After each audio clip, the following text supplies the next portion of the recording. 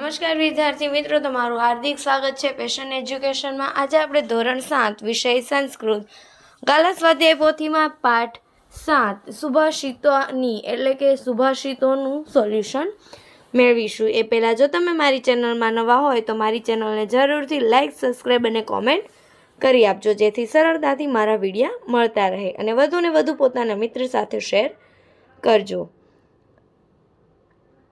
અહીંયા આપેલું છે કે સુભાષિતને ઘરની ધરતી પરનું રત્ન કહેવામાં આવ્યું છે, કારણ કે નાનકડું એવું સુભાષિત વિચારોની ખાણ હોય છે। તે જીવનમાં પરિવર્તન લાવવાની ક્ષમતા ધરાવે છે। આ કાવ્યમાં આવતા 5 સુભાષિત આપવામાં આવ્યા છે, જેમ કે દાન, સત્ય અને જ્ઞાન ક્રમશઃ હાથ, કંઠ અને કાનમાં સાચા આભૂષણો છે।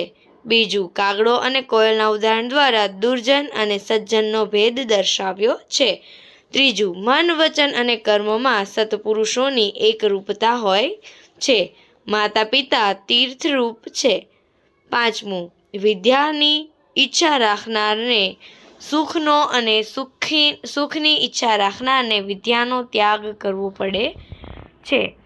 અહીંયા પ્રશ્ન પહેલો છે વિકલ્પો। એમાં પહેલામાં જવાબ આવશે દાન, બીજામાં જવાબ આવશે કાન, ત્રીજામાં સત્ય, ચોથામાં વસંત ઋતુમાં, પાંચમામાં મન, વચન અને કર્મમાં, છઠ્ઠું માતા, સાતમું વાચઃ, 8 સુખમ, 9 ક્યાંથી, 10મામાં સી કાન, 11મામાં સી વિદ્યામ। ત્યાર પછી પ્રશ્ન નંબર 2, કાવ્યના આધારે યોગ્ય શબ્દ વડે ખાલી જગ્યા પૂરો। પહેલામાં આવશે ભૂષણે, બીજામાં કાકઃ પિક્યતિ, ત્રીજામાં સાધુ નામ, ચોથામાં માતરમ પિતરમ, છઠ્ઠામાં વિદ્યાર્થી ન કૃતો। ત્યાર પછી પ્રશ્ન નંબર 3 છે, નીચે આપેલા વિધાનોમાંથી સાચા વિધાનો સામે ખરું અને ખોટા વિધાનો સામે ખોટાની નિશાની કરો। તો પહેલામાં ખોટું, બીજામાં ખોટું, ત્રીજામાં ખરું, ચોથામાં ખરું, પાંચમામાં ખરું।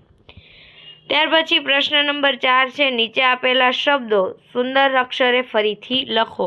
એટલે કે અહીંયા તમને જે શબ્દ આપેલા છે તમારે સેમ ટુ સેમ સુંદર અક્ષરે લખવાના છે।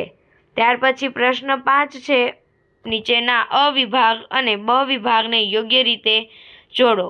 હસ્તસ્ય ભૂષણમ દાનમ, કાકઃ કૃષ્ણ, યથા ચિત તથા વાચઃ, શ્રોત્રસ્ય ભૂષણમ શાસ્ત્રમ, સુખાર્થી ત્યજંત કંડળમ।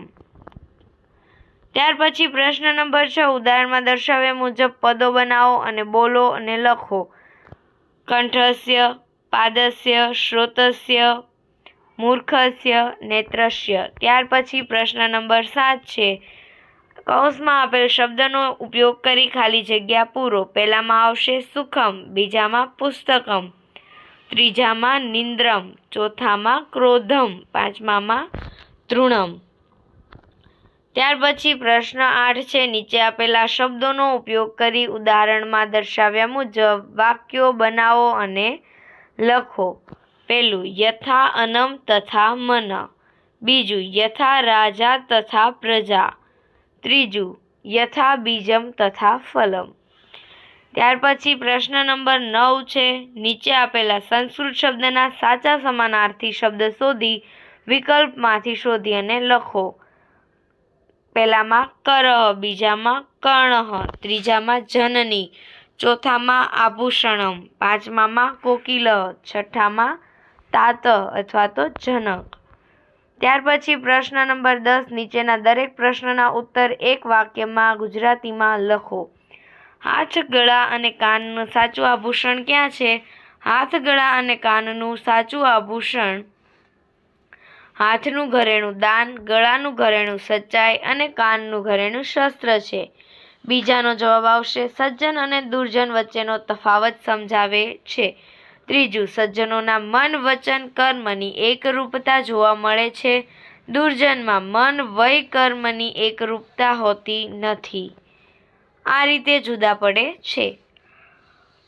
ચોથું, કવિએ માતાને સઘળા તીર્થ રૂપ કહી છે।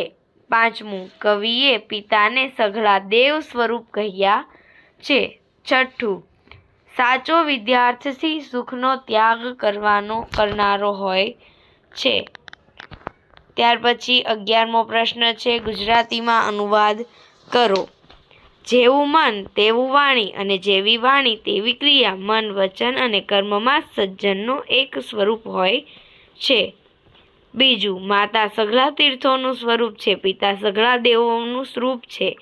તેથી પૂરા પ્રયત્નોથી માતા પિતા પ્રત્યે પૂજ્ય ભાવ રાખવો જોઈએ. ત્યાર પછી અહીંયા તમારે શ્લોક પૂર્તિ કરવાની છે.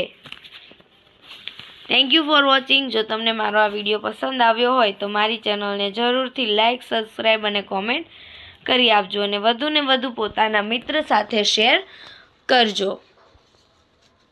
Thank you for watching. જો તમારે કોઈ બીજો વિડીયો જોતો હોય તો મને જરૂરથી કોમેન્ટ કરી આપજો.